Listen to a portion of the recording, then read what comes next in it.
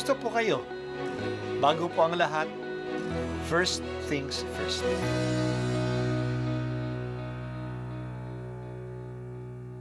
Good morning po. Sinisimulan po natin ngayon ang first things first. At dito po, tinatalakay natin sa unang bahagi ng umaga natin ay ang first readings na binabasa po sa banal na misa. Ito pong tinatalakay natin kasi madalas po kasi marami na tayong alam tungkol sa gospel readings. Pero konti po ang nagsasalita sa first readings.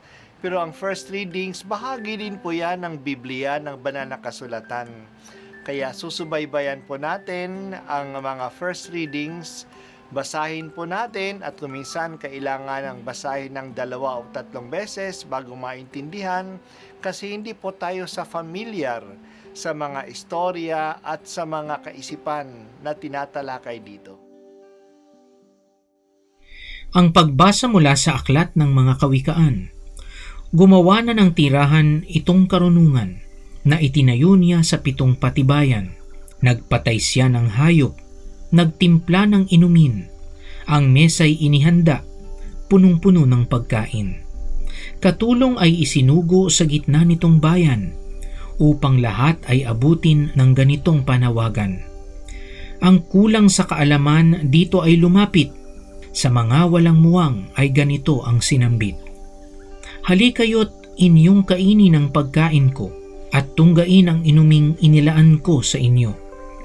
Lisanin ang kamangmangan upang kayo ay mabuhay, at ang landas ng unawa, ang tahakin at daanan. Ang salita ng Diyos. Salamat sa Diyos. Hindi lang tayo ang naghahanap sa Diyos. Siya mismo, He makes Himself available. Hindi siya mahirap hanapin.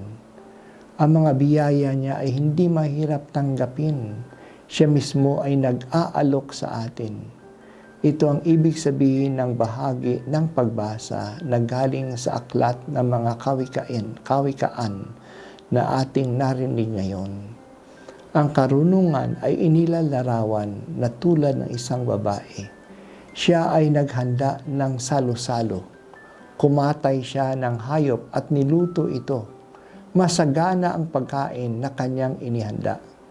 Nag-alay din siya ng marami at masasarap na alak. Ano itong inihanda niya? Hindi talaga pagkain kundi handaan ng karunungan at kaalaman. Nag-aalok ang Diyos ng karunungan na gagabay sa atin sa buhay. Pagsaluhan natin ito. Ito ay libre. Inaalok ito sa mga may kulang ng kaalaman, yung mga mangmang sa buhay, yung mga hindi nakakakilala sa Diyos. Lumapit tayo sa Kanya, nagpapakilala siya sa atin. Ang karunungan ay isang pinakamahalaga na biyaya ng Diyos. Ang may karunungan na galing sa Diyos ay magiging maalam sa buhay. Malalaman niya ang pamamaraan ng Diyos. Malalaman niya ang dapat gawin. Ang karunungang ito ay walang bayad. Makukuha natin ito kung tatanggapin natin ang inaalok ng Diyos. Maaari nating ihambing ang karunungang ito sa banal na Eucharistia. Ito ay inaalok ng Diyos na libre. Hindi naman tayo nagbabayad para tumanggap ng banal na komunyon. At napakahalaga ang biyayang ito. Ito'y walang iba kundi ang katawan ni Jesus na siyang nagpapalakas sa atin sa ating paglalakbay sa buhay. Pinapakinabangan natin ang inaalok sa atin. Tunay na pagkain na nagdadala sa atin sa buhay na walang hanggan. O Panginoong Diyos, sana makita namin ang talagang mahalaga sa buhay. Ang karunungan na buhat sa iyo ay mahalaga. Ang katawan ni Kristo sa banal na komunyon ay mahalaga. Ang mga ito'y binibigay mo ng libre. Sana tanggapin namin ito at pakinabangan namin.